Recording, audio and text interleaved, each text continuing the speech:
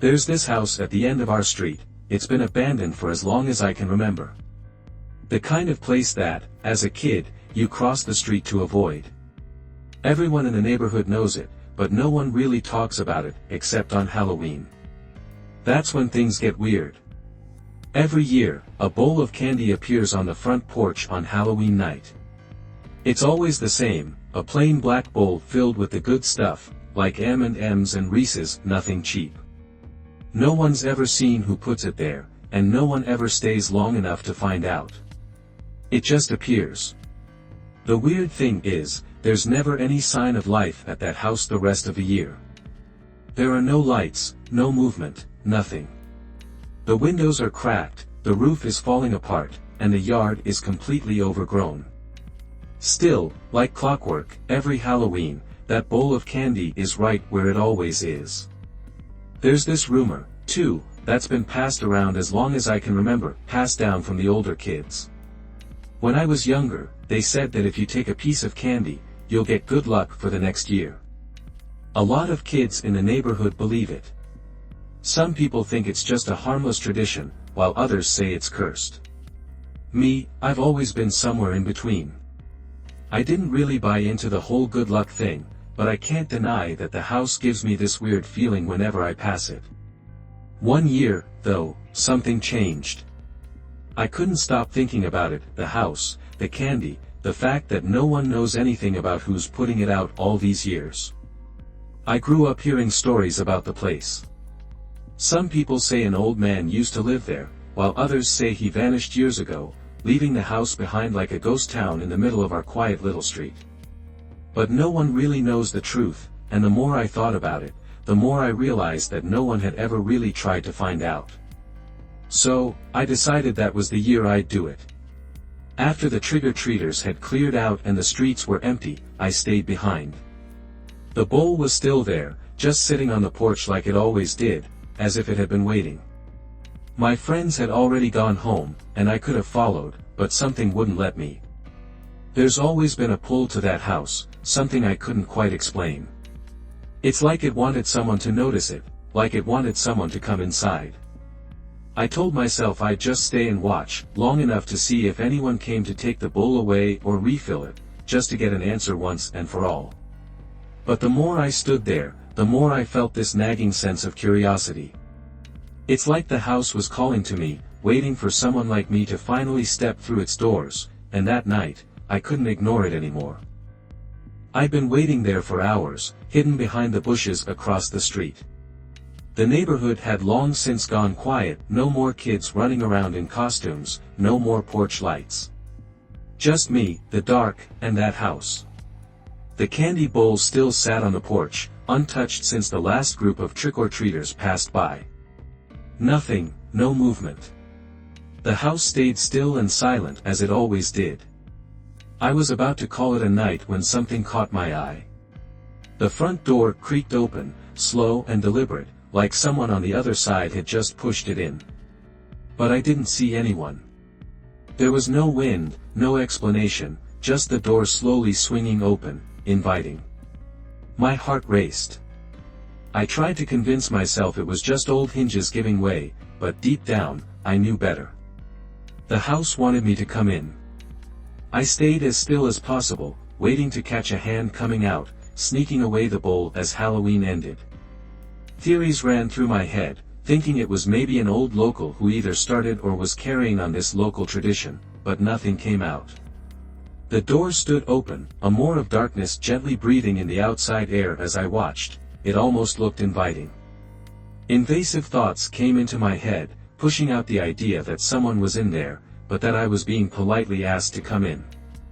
Nothing looked overtly threatening. Sure, the house looked musty and old, but otherwise it was still and docile. I don't know what made me do it. In reality, I should have turned around and gone home, but I didn't.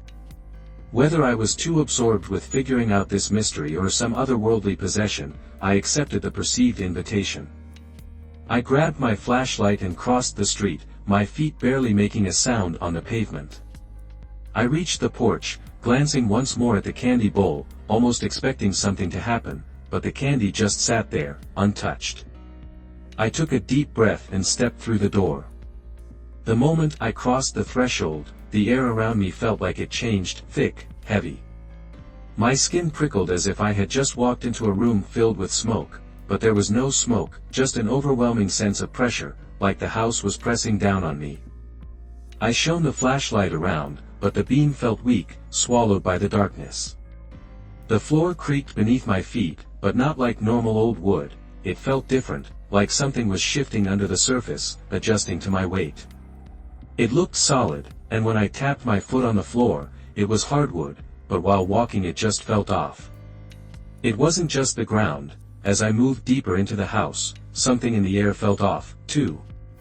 It wasn't just the silence or the darkness swallowing my flashlight's beam, it was the way the walls seemed to shift, only settling when my light landed straight on them. It was barely perceptible, dancing softly on the edges of my vision, too vague to ever confirm.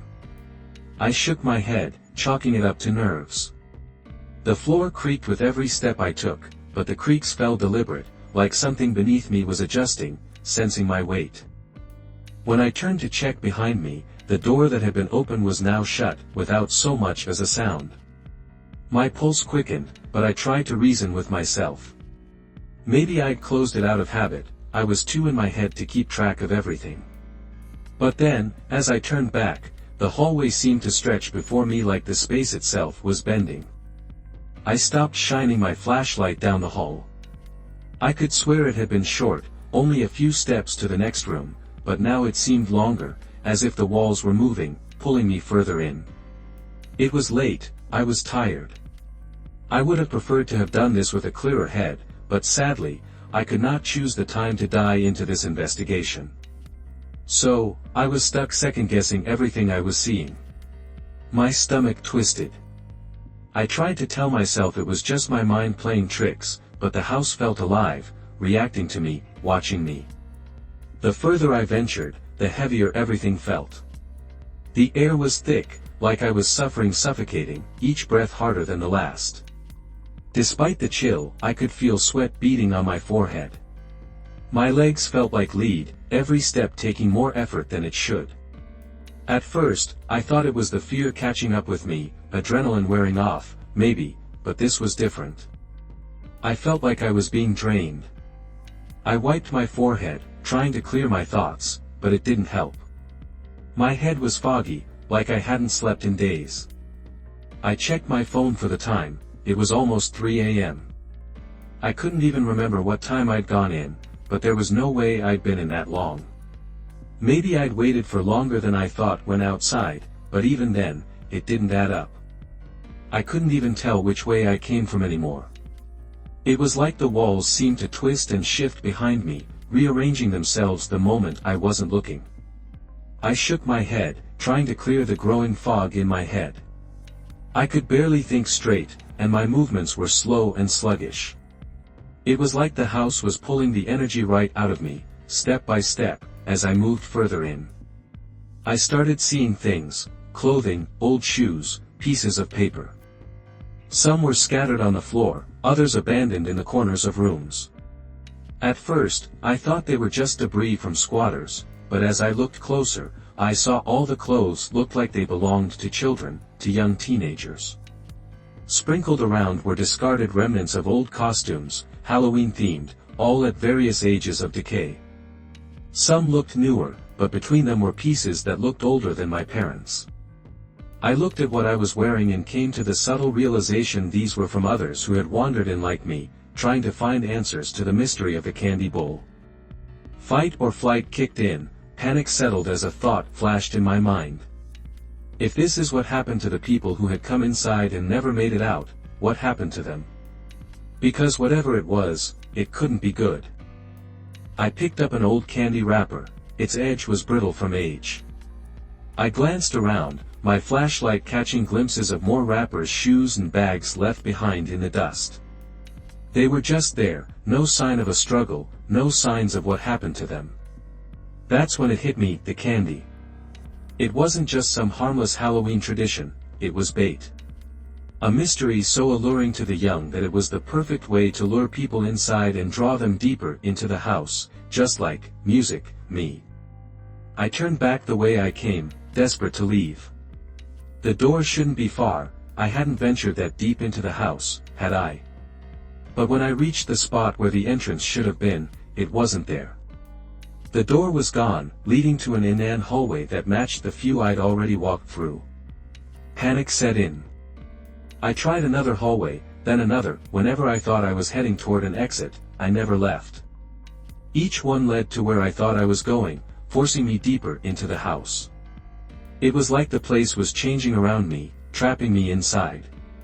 My heart pounded as I stumbled back, searching frantically for the front door. Still, it was like the house was alive, blocking every possible escape route. I felt the floor beneath me shift, but it was worse than before. I could no longer strike it as my imagination, it almost felt like it was melting into itself. I took another step, and my foot sank into the floor like it was quicksand. I pulled, but the floor held tight, sticky and thick, like it was pulling me down. The walls around me began to pulse, closing in. The house was tightening its grip. I slammed my fists against the walls, screaming for help, but no sound escaped. My voice was muted, swallowed by the thick, suffocating air. No one could hear me. The house absorbed everything, something was feeding off me. The house grew more intense as the weaker I felt. The harder I tried to escape, the more the house drained from me. My legs felt heavier, my breath shallow. It wasn't just fear, it was feeding on my energy, my panic as I tried to pull myself out, trying to stay calm. I noticed something else, shadows moving within the walls. At first, I thought it was just from the house shifting in its unnatural way, but then I saw them again. Faint human shapes flickering just behind the wallpaper, their outlines blending into the structure of the house. They weren't ghosts, they were people trapped, unable to leave. I used my arms to pull one leg as free as possible, and with what little perch I could get, I yanked the other out. I finally tore through the last of the membrane. I had given up on finding the door, but there was a window nearby that gave me hope. Though with how much I had lost myself scrambling through the twisting hallways, I had no idea what floor I was on. But just as I was about to crawl out, I felt the house latch onto me. The walls rippled, and something shot out from the floor. Tendrils of the house wrapped themselves around my legs and arms, pulling me back toward the pulsing walls. I screamed, but the sound was still swallowed, vanishing into the thick air. The house wasn't letting go. The tendrils tightened, pulling me backwards, and whispers in my mind grew louder. They weren't soft, they were desperate, pleading, almost panicked, "Stay with us, don't leave, you belong here." It sounded like pleas from children. I thrashed, trying to break free, but the harder I fought, the more it pulled, dragging me back toward the center of the room. I could feel myself fading, the strength draining from my body, the weight of the house pressing down on me. My vision blurred, and I thought about letting go for a moment. The whispers begged me to stay with them, their tone dripping with loneliness, but something inside me refused. I wasn't going to let it win. With my last burst of energy, I reached up and grabbed the edge of the window, dragging myself through. The vines clung to me, tearing at my skin as I pulled my legs free. They didn't let go easily, they weren't just wrapped tightly, but were lined with something adhesive. My skin felt hot wherever they touched. By the time I was halfway out, my arms were trembling, and I could feel the skin of my legs burning where the house had latched on, like it had taken pieces of me with it. Blood soaked through my clothes, and my entire body ached with a deep, searing pain, but I couldn't stop now. I gave one last yank and, with a scream, I ripped free, crashing through the window and falling a story down onto the grass. My body hit the ground hard, the wind knocked out of me, but I was outside. I was free. I lay there, gasping for breath, my chest on fire, every inch of me screaming in pain. I glanced down at my legs, bloodied and raw, the skin blackened where the house had burned me. And then, just as suddenly as it had started, everything stopped. The whispers faded, the house went still, silent as if nothing had ever happened. The air was calm again, but I could feel it, something inside me was different. I just lay on the cold grass, gasping for breath, my chest rising and falling like I had just run a marathon. The oppressive weight that had been suffocating me inside the house was gone, but I wasn't free of it. My body was trembling, every muscle aching as if I'd been squeezed dry. I stared up at the sky, the stars, distant and cold, trying to convince myself it was over. Slowly, I turned my head to look back at the house. It stood there as still and silent as it had always been, just a run-down, abandoned structure. Nothing about it seemed out of place from here. The windows were dark, lifeless, and the front porch was empty as ever. The candy bowl still sat there untouched, like nothing had happened at all. I could feel it deep in my bones, it wasn't just an old building, it was alive, waiting. The dark window seemed to watch me, like eyes following my every move. Even though I was out, I wasn't free. I tried to stand, but my legs wobbled beneath me. It felt like my body had been drained of all its strength. Every movement was a struggle. My muscles refused to cooperate, and my mind felt hazy, like a thick fog had settled over it. I tried to piece together everything that had happened inside, but something felt missing. My memories were fragmented, pieces scattered and broken. I could remember the feeling of the house tightening around me and the whispers clawing at my mind, but the details were blurred, slipping through my fingers. The harder I tried to recall them, it was like part of me was still in there, trapped inside the walls, just like the people I'd seen. No matter how far I got from it, I couldn't shake the feeling that the house had taken something from me, something I would have to go back in to get back. It had left its mark on me. I made it home that night, but nothing felt the same.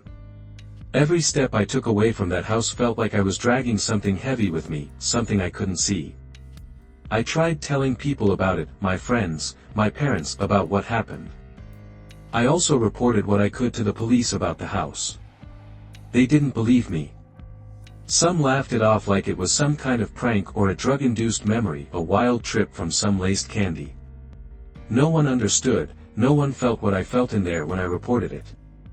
I didn't even try to explain how the house had felt alive, how it had taken something from me, because they wouldn't have believed it.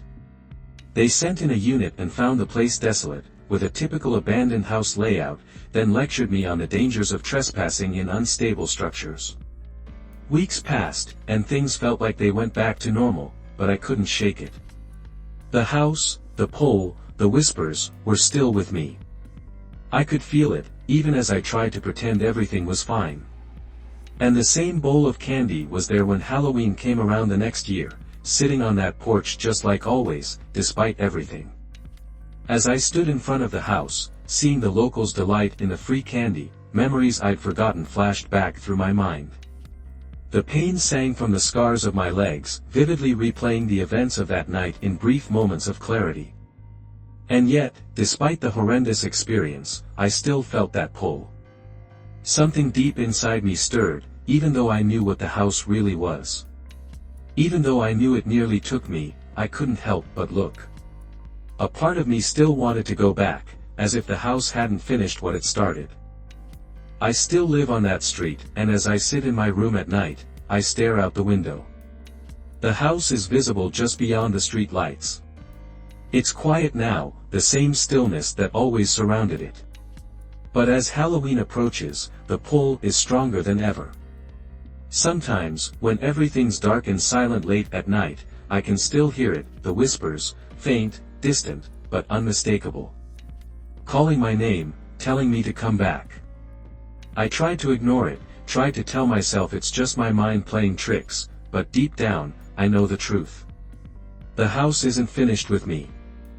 I glance out the window one last time, knowing that it's just a matter of time before I can't resist the pull anymore. One day, it'll pull me back in, and next time, I'm not sure I'll be able to escape.